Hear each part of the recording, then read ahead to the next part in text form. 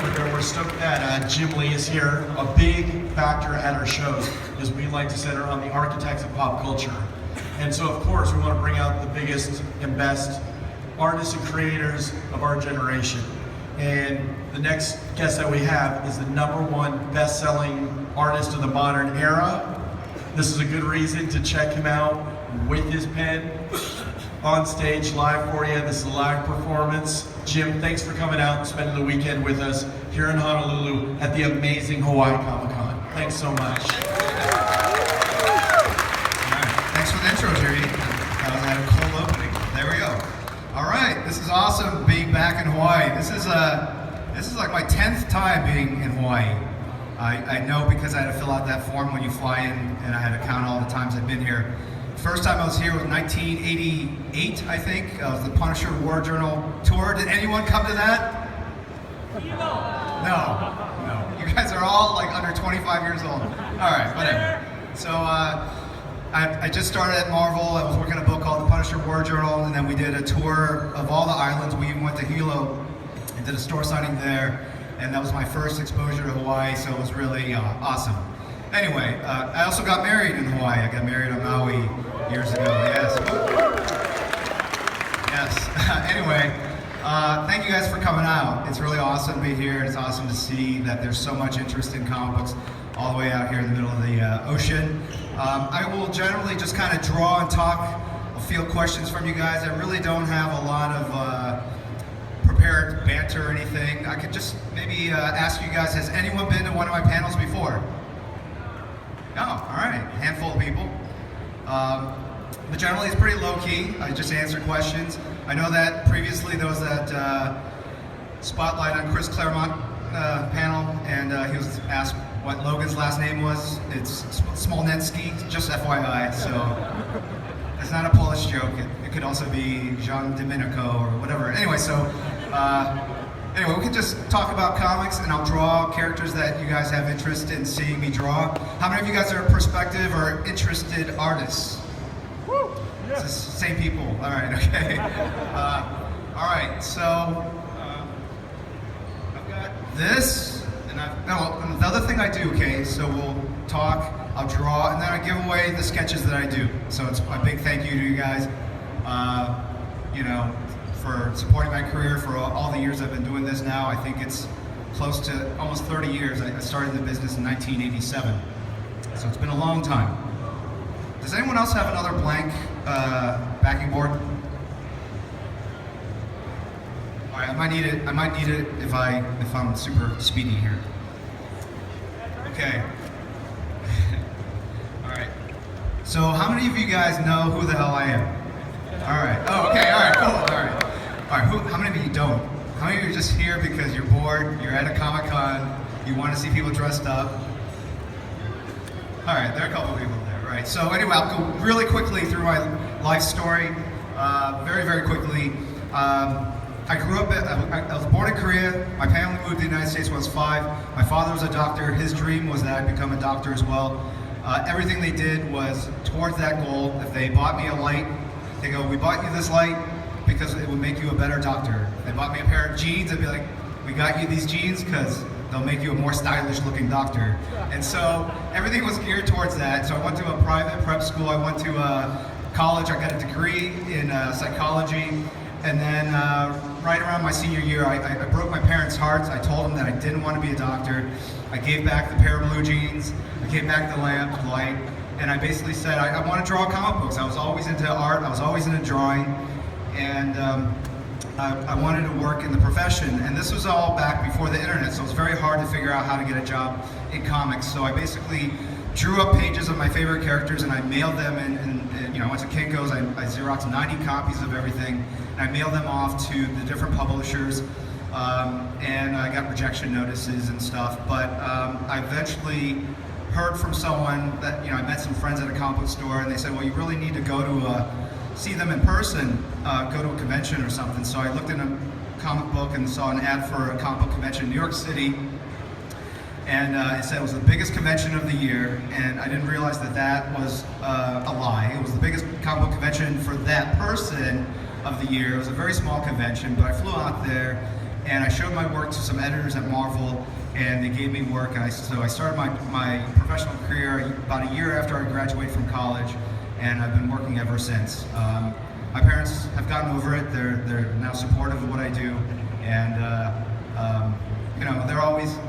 Actually, during the 90s, it got really bad. They subscribed to Wizard Magazine. How many of you guys remember Wizard Magazine? All right, okay, cool. Yeah, and they were like, I go over for Thanksgiving and stuff, and just thinking we spend some quality family time. And my mom's like, "Why are you number 2 on Wizard Top 10 lists? What happened?" I'm like, "What?" So they're really up on it. They're always giving comic books to sign. I don't know if they were eBaying them on the side or what, but it was like constantly. Every time I went back to the house, it was like a mini Comic-Con, and my mom was the first person and only person in line over and over and over and over and over again. Anyway, so but they're very supportive of what I do now. So that's the quick history of. So I started Marvel. I left Marvel. I started my own comic book company called Image Comics. They publish The Walking Dead right now. Then I sold my company to Warner Brothers, our DC Comics. That was 1998. So I've been working at DC now for a long, long time. And just 4 or 5 years ago, they elevated me to co-publisher. So I draw comic books in my spare time very slowly, and then in the daytime, my day job, I oversee the publishing slate for DC, along with my other co-publisher, Dan DiDio. So that is the quick 5-minute rundown of who I am. All right. Anyway, so does anyone have a question or a request for a character they would like to see drawn? Silence. I didn't pretend I didn't hear that. That's a Marvel character. Batman? All right, so Red Hood in the dome. That's super easy. Okay, I'm gonna start with Batman because that's an easy one. It's literally like my "Don't Stop Believing" song if I were Journey, and be like, it's Batman. So hold on. Let me see what I got. Got a lot of art supplies. Too many. Okay. Is there a microphone here? Is there a guy with a microphone? Is there? Oh, right behind, right there. Okay. So if you have a question, you can yell it out from your seat, or you can go to the microphone so that everyone can hear what.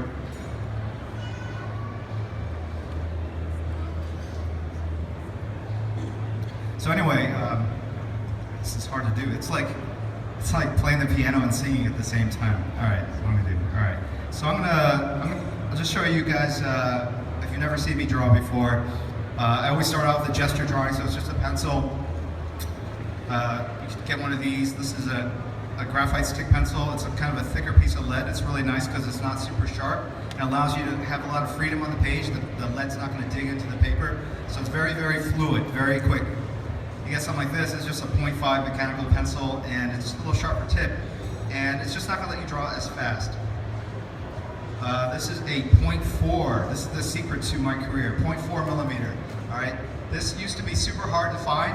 I would actually fly to Japan to buy these in the stores there. For some reason, the Japanese don't deem the Americans worthy of a 0.4 millimeter lead. We get the 0.1, we get the 0.3, 0.5, the 0.7, the 0.9, but no 0.4.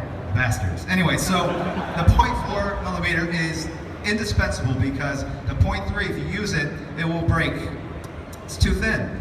The 0.5 is a little too thick, so you can't do a lot of nudely detailed stuff. The 0.4 is just right. It's like the middle bear, whatever, that story.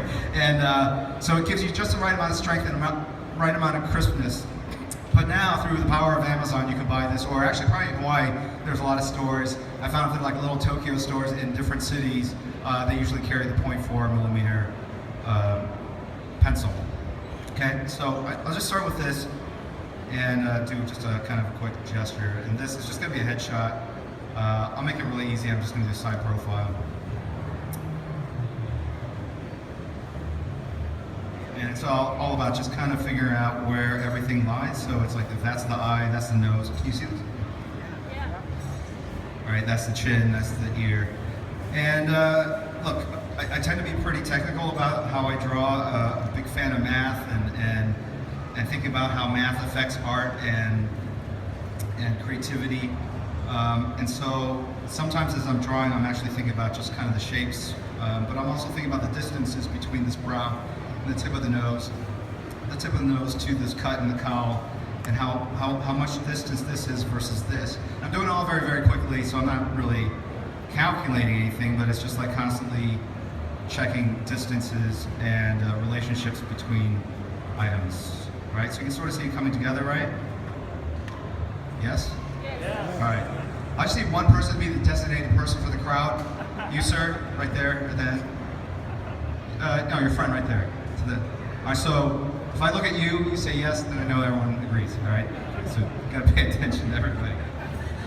If that's too much pressure, we can put the responsibility on that guy. You want me to move it to that guy? Yes, okay, you, all right. All right. So, something like this, I'm gonna make it more sketchy, so I'm not gonna erase the pencils underneath, so I wanted that all to be there, so it's more of a mixed media kind of thing. And so now I pulled out the lead on the pencil a little bit, so it's a little longer. I'm going to hold it sideways like a piece of charcoal, and then I can go in and lay a bunch of consecutive lines down. Right? That looks like rain. Yes? Yes. Okay. You don't need to. I'm just going to ask him. So it's all right. Make this as easy as possible for you guys. Here it's very laid back. Almost got a ticket for jaywalking though.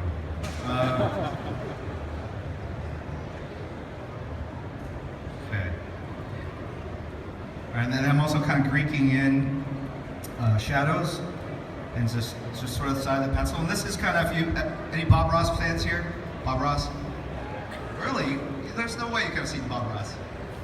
Right? Okay. Anyway, so Bob Ross was an artist on PBS, and he would just kind of paint. He's very, very happy. He's like, oh, happy trees, happy clouds, and happy accidents and stuff. And so a lot of this, I don't even need to look down. I'm just kind of putting down things, and sometimes those little shadows will mean something, and sometimes they won't. But I let serendipity and kind of chance affect that. And see, I just put that line right there. That's his eyebrow. See it? Okay. And so I use the tip of the pencil to just kind of, I lift it up just very, very quickly, so it's a very subtle thing. And honestly, if you just do this over and over, eventually you'll get that dexterity to kind of be able to draw sideways like this, and then also kind of cut in and do a hard edge line. All right? Okay? All right, so got a question, sir? Yeah. I remember on a podcast with Kevin Smith, you said that Miller and Byrne was your go-to creators. That's right. Essentially, it was pretty much your mantra when you did your laps for Yeah. Besides them, what other creators inspired you? Besides obviously Kirby and Stan Lee. Believe it or not, when I was a kid, I was not a big Jack Kirby fan. Really? Yeah, it looked very blockish to me, and I didn't really understand it because I was too young. So when I was a kid, I really loved Neil Adams, and I loved the fact that it looked so real and three-dimensional. And in comparison, Jack Kirby just looked very more old school, and everything was squared away. But then when I got to my early adulthood years, when I was 20, 21, I started understanding what I was missing out. What I didn't understand is that behind that simplicity was this incredible power and dynamism. And I became this huge Jack Kirby fan. I went and bought a lot of original art of his so I could see the originals at the full size he drew. And the guy was a master, and he was super prolific. And the stuff was so powerful. To me, he really created the visual vocabulary, which really defined the modern superhero look. And so a lot of what I do with my own style is try to capture that same level of energy and power, but also do the kind of pseudo-realistic thing that Neil Adams does. So there's a lot of that kind of fusion. But other artists I really loved were Barry Windsor Smith. That was a lot of cross-hatching. That all came from him. A lot of the very kind of the pose shots I do my characters in are very Mike Mignola, Art Adams-esque. But the whole Miller Byrne story, this is something I did with Kevin Smith. He has a podcast where he just talks about Batman. You can Google it. Fat Man on Batman. Yeah, Fat Man on Batman. And we did it at his house, and he basically does it in his study. It's a very small room, and then he lights up. He's smoking constantly during the interview, so you get this weird. Anyway, so it was really a weird, heady experience. And anyway, so I shared that story with him because I was always embarrassed to tell that story. I never had told anyone, but when I was a teenager trying to get into comic books, I was just so amped and so I wanted to get comics so badly, but there's no way to do it. There was no web comics. There was no internet. How do you share some of that frustration? And so how do you deal with that kind of energy? And so I would go to the track and run, and just to like burn off energy. And then to motivate myself, I would think of the people I was aspiring to emulate or catch or whatever. And so as John Byrne and Frank Miller were like the two big names at the time. They really were titans to me, and I just loved their work. And so I would literally chant in my head, Miller, Byrne, Miller, Byrne, Miller, Byrne. And yeah, so I don't know if that works or not, but you could try it and see what happens. Anyway. Thanks.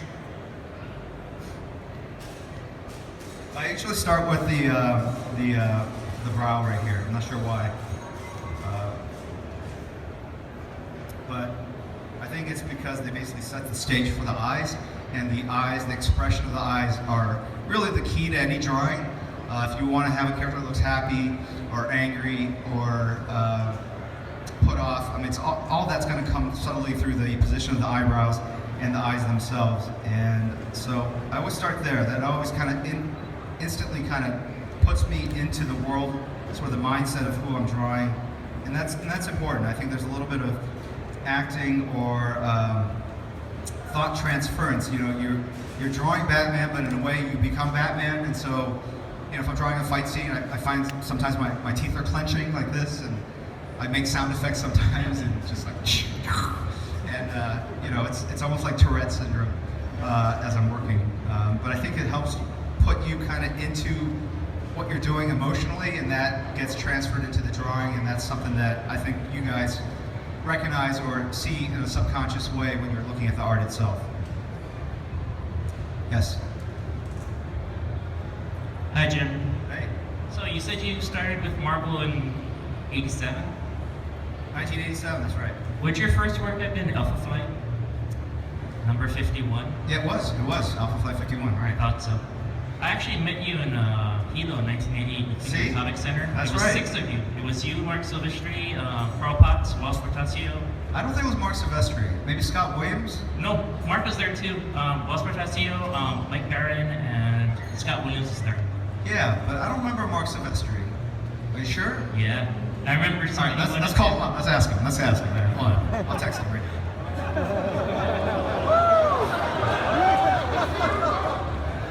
You have any money on you, sir? No, I don't. No. Too bad. All right. Just ask me. I got money. I'll take that extra. Hey, Poodles. That's what I call Mark. Hey, Poodles. Were you in Hilo, Hawaii?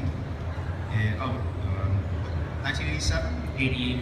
88, right? Yeah. Comic Center. Yeah. Comic Center? Well, you won't remember.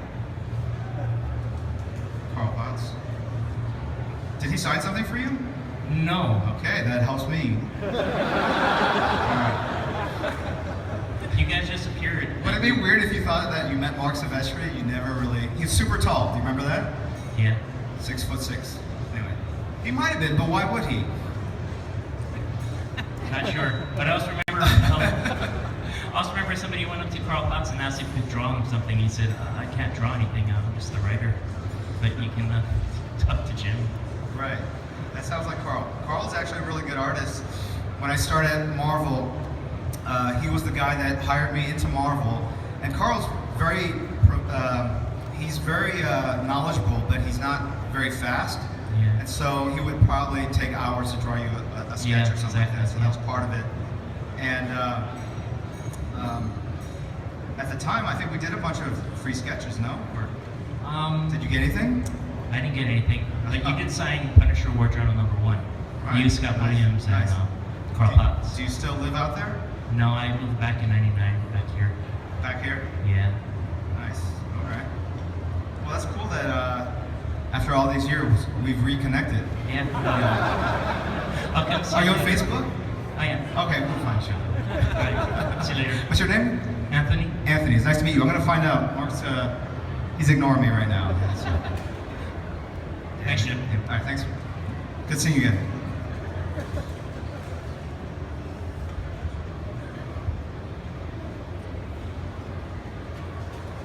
Next.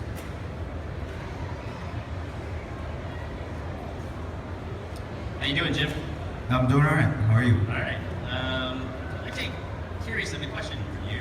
Yes. About this line. So wait 1 second. As I'm drawing, you'll see that I'm sketching, and then I just put this line here. In my head, I'm making little notations like, okay, that's off. So when I go back in with black here, I'm gonna go in there a little bit.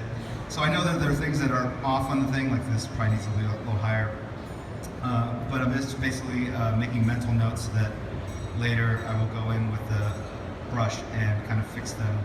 This is a little long here. But I'm just basically going in and laying down some simple values. These are kind of like light grays if I were doing a tonal drawing. All right, these would be the light grays. This would be more of a medium gray if I go to here. Right, that's a medium gray. Right, so that's the purpose of cross-hatching. It's just not to create lots of little lines on the page. It's actually to create values, right? So a single crosshatch looks like a very light gray, and then a double crosshatch kind of gives you middle gray, and then if you do a triple crosshatch, it gives you like a 75% black. Anyway, so your question? Sorry. First Or off, did I just answer your question? You answered all my questions. All right, okay. First thing is I wanted to say I'm excited about the Commandi thing that you guys are doing in DC. The what? The Commandi. Oh, the Commandi, yes. Yeah, that's gonna be pretty cool. But my question, actually, I want to ask you this for a while, is that so you've pretty much done everything in comics. When all is said and done, what do you want your legacy to be? Like when people talk about you like 100 years from now, like they'll talk about Jack and how he built the Marvel Universe. They talk about Stan and how he did that. So what do you want people to think about you 100 years from now? Gosh, I used to have a funny answer to this, but You did? I can't think of one now. I just flew in last night, so maybe that's why it eludes me. But I'm pretty sure there's a funny answer to this. I just don't know what it is.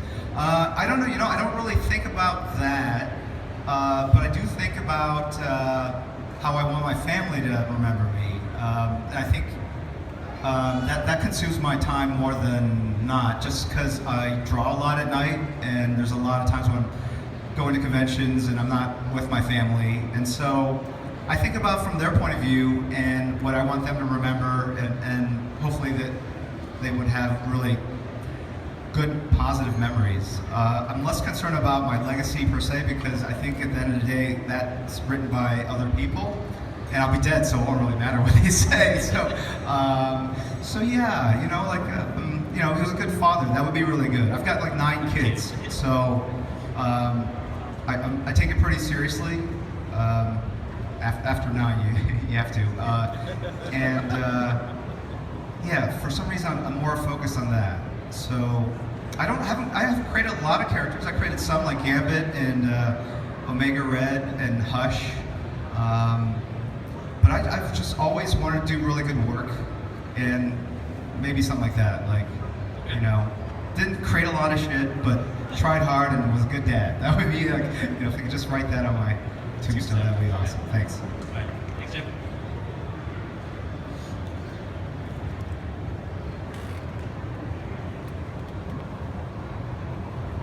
Yeah, it's good. Hello, Mr. Lee. How are you? Good. Question for you would be, I know Batman's your Don't Stop Believing, but who would be your favorite character to draw and why? Okay, so if you have 9 kids, you realize you have to love them all the same, right? And so that's like a lot of stuff you have to kind of balance. Okay, I gave you $5 this week, so I gotta make sure I give you $5 next week.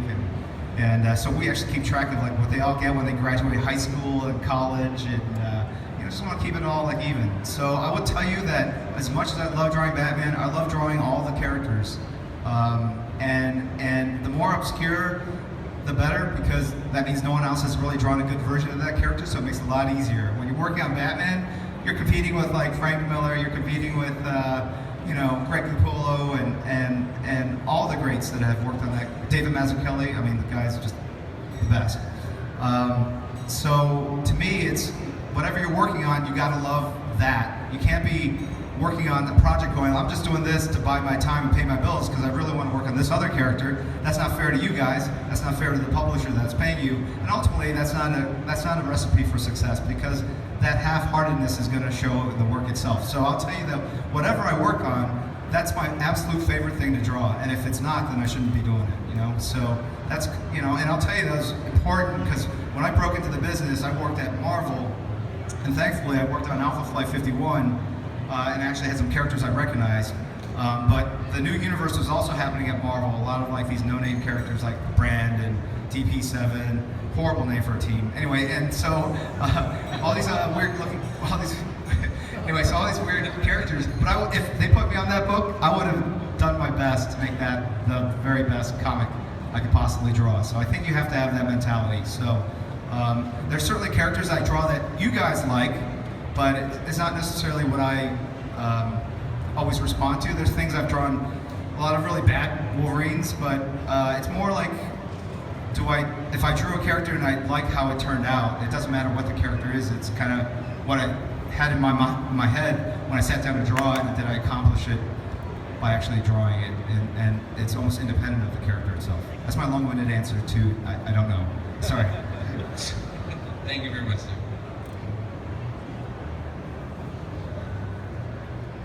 Have you ever like drawn blindly and it just came out really good? Blindly? You mean like so inebriated I couldn't see like past my hand?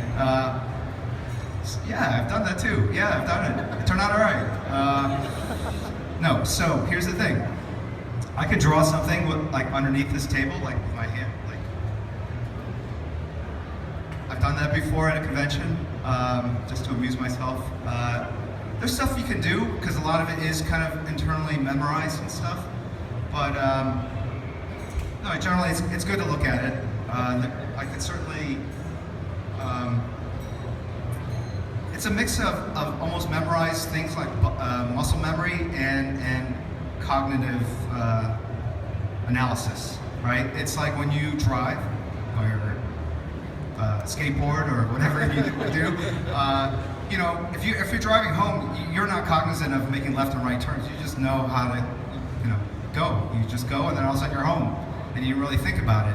And that's a lot of like what drawing is to me. It's like driving home in a really nice car. So it's I'm not aware exactly what I'm doing, but at the same time, I know I have to go and work on this ear. But when I get there, I'm not thinking in my head, all right, I'm gonna put 3 cross-hatched lines and then skip a little space and put another one like this. I just kind of do it, and so that's kind of where that muscle memory comes in. But I'll tell you, as I draw it, there are times when I'm even surprised by what turns out, and sometimes I go, oh, that didn't turn out so great. And then other times I go like, wow, that turned out pretty good. And then I'll even watch like videos that people have shot of me drawing, and I'll go like, wow, that looks like magic. It's so weird, like the lines are coming off the tip of the pen, and it's like kind of fun to watch. It's like, wow, I wish I could do that. And so it's just a weird thing, the drawing process in itself. So a lot of it is directed, mentally directed, but a lot of it is subconscious and just kind of happens from having done it so many times.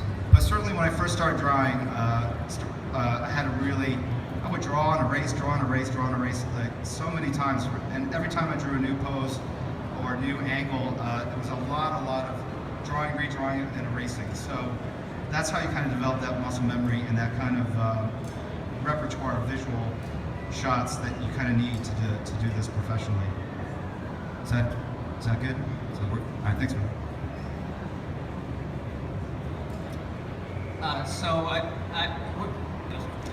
Around the same time that New 52 was being planned, and maybe a little bit before that, there was talk of Max Landis doing a retelling of Death and Returns of Superman. Were you know about that? I know Max, but what are you referring to specifically? Oh, that he had like did a pitch of a year-long story, a year-long retelling of Death and Return. You're talking about American Alien? No, before that. I think it got subseeded by B-52. Well, if you don't know that. No, I'm not familiar with that. Okay. Yeah, I mean, I've heard of things that he's posted, but I haven't seen that stuff. I mean, I know him, I met with him a couple times, but. You might have an interesting perspective on this since you're both a creator and you've been a businessman. What's your take on the cutback on a lot of books from 22 pages to 20? Do you think it'll have to go back eventually, or do those 2 pages really hurt the narrative? I don't think so, because my favorite stories when I was growing up in the 80s, my favorite comic books, I think back in the day, the Marvel comics were 16 to 18 pages long. So I want to say in the early 80s. And they were amazing stories to me. They still had splash pages and double page spreads. So I don't think it's really the page count. The difference between 20 and 22 is pretty negligible to me. But that was done because we didn't want to raise prices, and that was our way of kind of not having to raise prices and reduce the cost of actually producing the comic book to offset that. And I think Marvel at the time was saying that's going to hurt what freelancers make and everything, but then they shortly thereafter they followed suit as well. Their stories are 20 pages long. At the end of the day, if you're a comic book creator and you have a regular gig, it doesn't matter whether the stories are 20 pages or 24 pages or 16 pages. As long as you have a regular assignment, you're going to do as many pages as you can for the year. So that was the thinking.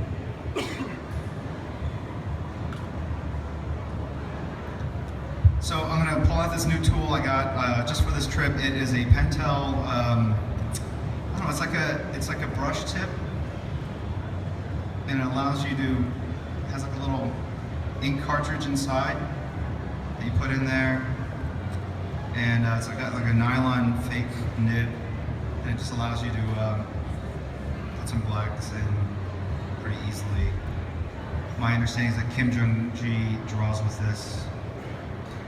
Unfortunately, I can't draw like him, but it'd be awesome if we just buy the same tool and then like, woo, I could draw just as well. That would be awesome. Anyway, not the case. Yes. Hello, Jim. Clark Kent, Daily Pico News. Nice. Perry White's been on my butt trying to get the story out. You're gonna sell this. All right. We wanted to figure out what's up with Superman. Why did he stop wearing his underwear on the outside? You would know more than anyone. No. What are you talking about? This looks weird. This face looks abnormally long to me. That was one of the things that we did in the New 52 is we wanted to kind of update some of the looks. We knew it was controversial, but you don't often see a lot of people walking around with different colored shorts on top of their pants. It was more the norm back in the 30s when Superman was created, circus performers. That was kind of the look for wrestlers and circus performers, the strongmen in the circuses and stuff. So it made sense at the time. I think it was just a judgment call at the end of the day. Like, do you really lose a lot by making that change? I would argue that it's probably the least critical element of his costume, meaning you don't want to get rid of the cape, the red cape. You don't want to get rid of the shield, obviously. It seemed like the thing that, if you looked at the character from a distance, you probably wouldn't even notice that he's wearing red underpants if you were in shadow. So we made the change, and I think visually it looks cleaner, more contemporary. I know that people disagree, but that's the beauty of it.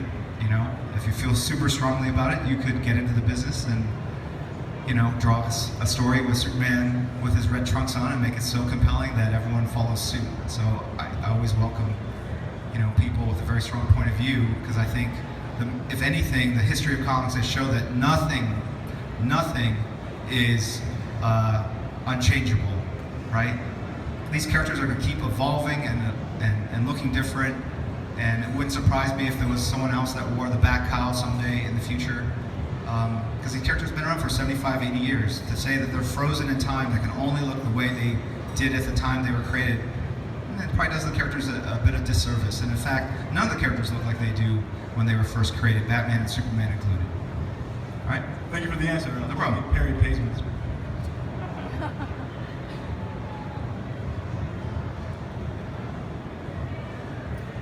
Yes. Okay, it kind of goes back to another family question. So, Chris Daughtry said that he had actually contacted you, like back in like early social media, like during the MySpace days. Yeah. I heard like from his side of the story, like he was like a huge fan of yours. I'm just wondering, what's on your point of view on that? Like, what was your reaction to getting those messages from him when he was still like on Idol, like after he was finished with Idol? Yeah, he came to my MySpace page, and I had this like hot chick as my profile picture, so I kind of catfished him. No, it's not true. So I just had a MySpace page, and he had one, and he reached out to me. It was so like it was a weird thing, and I verified that it was him on his page, and so we just started up casual communication, and we got together. We played video games. It was like a first date. We played video games at his place, and he was just like, you know, he's an interesting guy. He's multi-talented aside from his singing career. He's told me back in the day his first dream job as a kid growing up was to be a ninja. He wanted to be a ninja. So he's actually got some martial arts skills and practice with the nunchucks and everything. But his second dream job was to be a comic book artist. And then his third job was to be a rock star or whatever, a musician. And so he couldn't hack it as a ninja or a comic book artist. So he turned to music. Yeah, you said that your art pretty much also like inspired him, but at the same time, like it made him kind of stop. You know what? Hey, what? Stalk? Or? No, stop. Like he said that. What is he saying? What? Stop? Oh, I tell him to stop? No, No. like your art pretty much inspired that. Your art inspired his, but at the same time kind of broke him because he realized like he wasn't good enough for it. No, So, he like, just says you that. trained He him, just I says guess. that. He just says that to downplay it. He's very good, and so he'll like text me like drawings or sketches he's working on in the middle of the night, and then I'll give him feedback. And I think it's just he doesn't draw a lot, and to get good at anything, you just gotta do it constantly, you know. So. And any of you guys that are aspiring artists, really, you can't just draw on the weekend and then really expect to get better. You kind of have to do it almost every single day.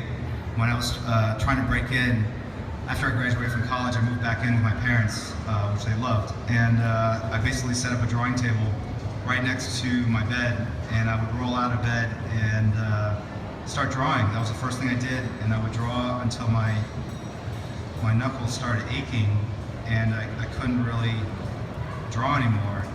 But I did that for months on end, and then I realized after several months, the work started looking better. And it's a very subtle transformation, but something you have to do constantly to get better at. Thanks again. Thank you.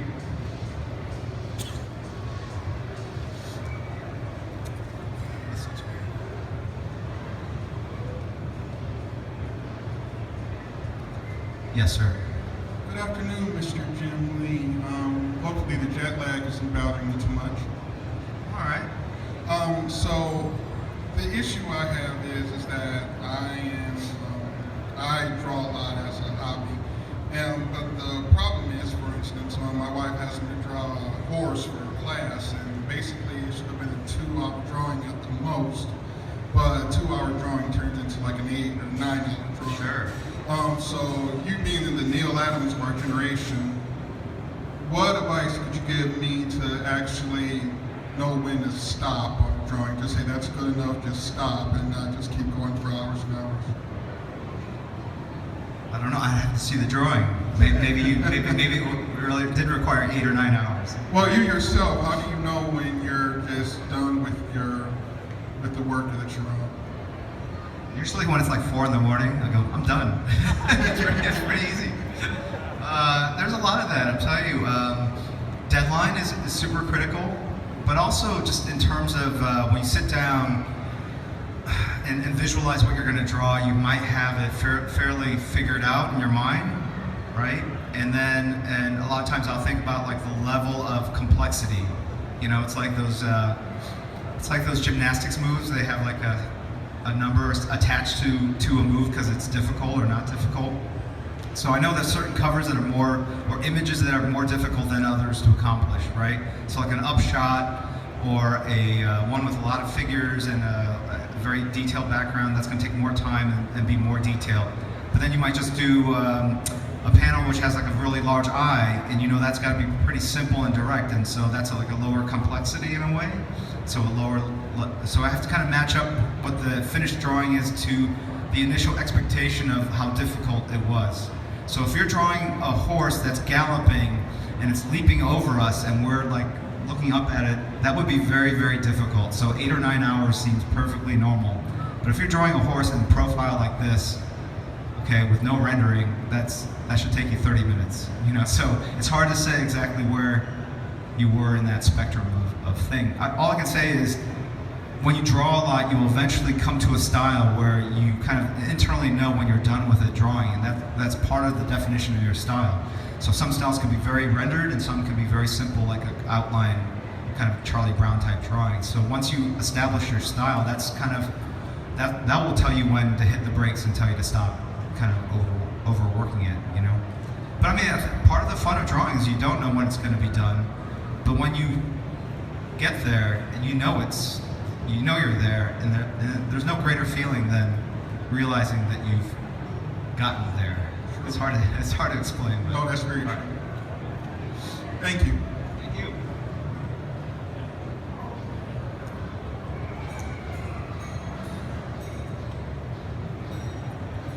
Yeah, go ahead. Hello. Yes. I had a question. I wanted to know how you felt about the racial diversity in comic books nowadays.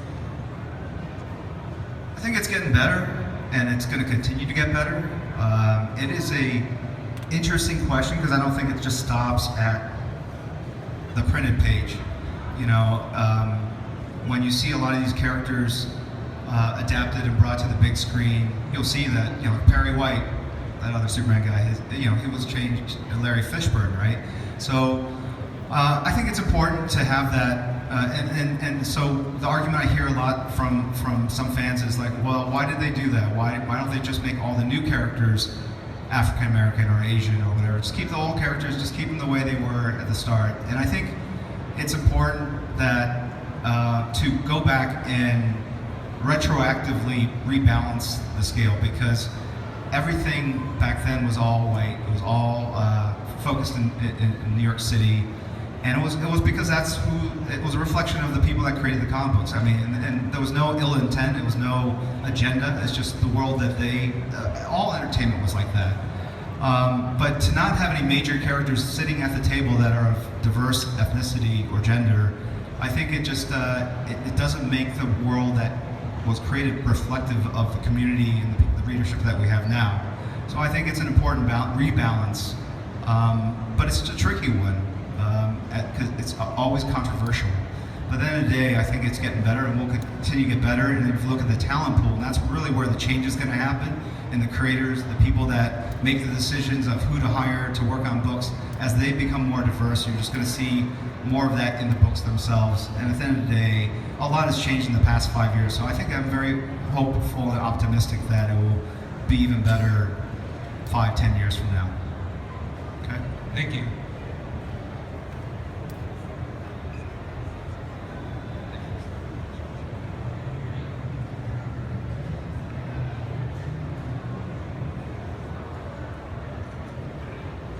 Sir.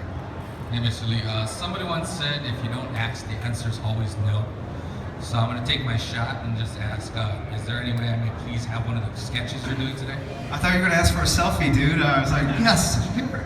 I'm going to give them away at the end. I'm just going to figure out some way to do it randomly or somewhat randomly. Just thought I'd ask. No, I think it's a good question. You had about a 35% chance of success on that. That was like... That's better than zero. Right. Ask an obscure Batman question. What? You want to ask an obscure Batman question? He's a huge Batman fan. So Okay, all right. You're going to probably stump me. Is this a trivia question? Or He are you wants to do gonna... a trivia competition for this. Oh, for the contest? Yeah. No. How many guys? No. There are a lot of people here that just want it to be as fair as possible, right? Or do you want it to be a trivia question? See? No. Right. Most of these people are here because of the movies and the video games, right? No. All right. Well, maybe we should do a trivia contest. All right. Next minute. Thanks, sir. No. All right, okay. Thank you.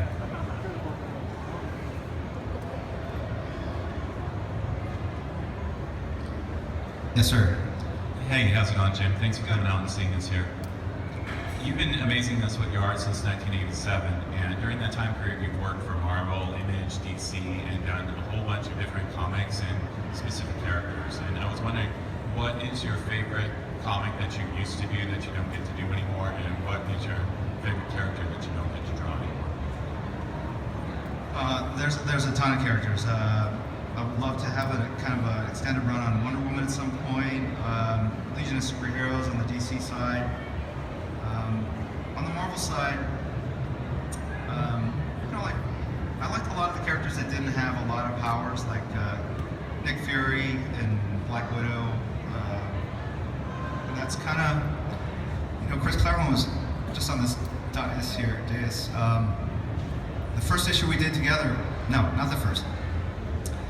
The first one of my regular run, I called him up and he's like, well, like, what do you want to do? I'm like, what do you mean what do I want to do? You're the writer. Don't you have this master plan? Like, don't you have like 5 years of X-Men continuity worked out? And this is what I was thinking. I didn't say it. I was very polite. And I got the sense that, no, it's just like, well, what do you want to draw? Tell me what you want to draw. That's what we'll do at 268. And I'm like, really? I like Captain America. I like Black Widow. He says, all right, cool. All right, I'll talk to you later. And he came up with that storyline with the flashbacks and the story of World War II. I might have told him I even like World War II because I do. And so, and I realized now, which I didn't realize then, is that if you're a professional and you're working this business, you want to have stuff planned out because you want to know where you're going. But at the same time, you want to keep it fairly open so that there's room for creativity and inspiration. Because if there's nothing more soul-deadening than saying, I am on issue 12 of my 110 issue magnum opus that tells the origin of this character, and you just feel like you are in the salt mines trying to get something done to get to this eventual story. You want to basically say, this is my book, these are the characters I like, I can go left, right, zigzag, I can, do a layup backwards or draw blindfolded. You want to keep it challenging creatively for yourself, and I think that's where I didn't realize that at the time because I was so new to the business, but I do now. Thanks for mentioning that cover. I think that you do so much in your pantheon that we see all the time that cover always sticks out to me just because it's so unique to see your take on those characters, and you do a fantastic job. Thank you. Thank you.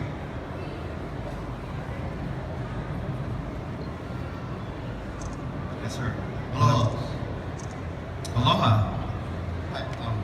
Yeah. I have another question about the ethnicity About what? or diversity. Diversity. Okay. Being that Jason Momoa has been casted as Aquaman That's right. for upcoming motion picture, I was just wondering how you felt about that, and if you're willing to consider start drawing in the way how he portrays, or would you just continue going on with your original sketches? Okay, so I can't answer that fully because I would be giving away some trade secrets. So Nice. I'll get in trouble. So all I'll say is I think he's really well cast. He's a fierce-looking Aquaman, and yeah, that's all I can say. Thank you. All right. Okay. Who's the worst superhero? Worst superhero. I don't know. Who's your least favorite superhero? Aquaman. Wow. Wow, you had no hesitation. There was not even like a nanosecond between, like you knew right away. And then you broke the guy's heart, the guy right in front of you. Like, he was like all about Aquaman, and you're like, Psh, I'm gonna take down Aquaman like that. And then drop the mic and just walk away. Like, hey, I don't even need to hear the answer anymore. I already told you. Aquaman. Alright. I'm gonna draw Aquaman next. I'm gonna do it tomorrow. I'm gonna make it the best Aquaman ever. It's gonna be him flying through the air, water glistening off his chest. It's gonna be getting hot. Anyway, so alright. So no, the worst superhero, Matter Eater Lad. One of my favorite Legionnaires. Also, his superpower is that he can eat anything. And he's from a planet called Pepto-Bismol. That's true, it's true, it's horrible. He would literally get to a bomb. Excuse me. He would get to a bomb and like everyone's trying to figure out how to defuse the bomb, and he'll be like, I can take care of this. And he picks it up and starts eating the bomb. It's just like, it's just so classically 1960s Silver Age-ish to me. Anyway, sir, what do you think of Aquaman? He's amazing. He's amazing. See, look at that. I have like a, This is a question about Batman Hush. yes. Will you sign it like Scott Williams did? And secondly, out of all the Bat family members in this book, would you add any or take some out? Like for example, Dick Grayson, Jason Todd. You mean like out of continuity forever, or what do you mean? No, in this book. In Batman Hush? What book are you holding up? Batman Hush. Okay, no, you know, part of that story came out of my conversation with Jeff Loeb, and he's like, what do you want to draw? I'm like, oh, let's just draw like all the heroes and villains. And he's like, okay, I'll call you back. So that's how all these stories start out. And he said, I've got the story. It's a murder mystery, but we're going to run through the whole Rose Gallery and really introduce you guys to all the... In just 5 minutes, our next exciting group of panels are going to begin. On the main stage, we have our Sky Band. Okay, I gotta get off the stage apparently.